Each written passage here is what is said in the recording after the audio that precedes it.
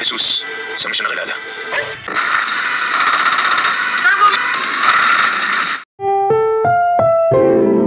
Ang programang ito ay rated SPG, striktong patnubay at gabay ng magulang ang kailangan. Hindi basta-basta makakauwi si David kahit maaga niyang matapos ang ipinapadeliver sa kanya ni Ramon. Magkakaroon kasi ng problema ang isa nilang bodega.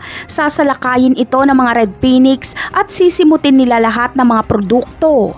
Kaya napakalaking halaga ang mawawala sa mga Montenegro. Sa galit ni Ramon ay plaplanuhin niya ang pagganti sa mga Red Phoenix at gusto niyang pangunahan ito ng kanyang anak.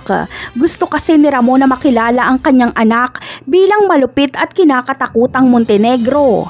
Habang si Camille naman ay naghihintay sa pag-uwi ni David. Hihikayatin niya kasi si David na bumukod na lang sila dahil parang may sumpa ng kamalasan ng bahay ni Rigor.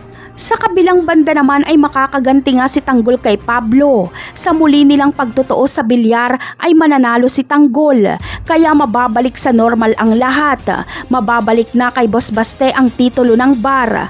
Ngunit kahit talo si Pablo ay patuloy niya pa ring liligawan si Bubbles, pero lagi siyang haharangin ni Tanggol. Kaya naman, dito ay aalamin ni Pablo ang pagkatao ni Tanggol. Magpapaimbestiga siya. Ikakagulat niya dahil malalaman niyang Jesus Nazareno ang tunay nitong pangalan at kapangalan ito ni Montegago. Kaya ipapakita niya kay Tanggol ang larawan ni David at itatanong niya kung kilala niya ba ito dahil magkapangalan sila. At dito ay sasabihin ni Tanggol na kapatid niya ito at David ang pangalan nito at siya ang tunay na Jesus. Napakarami pa nating dapat abangan sa mga susunod na episode. Paalam!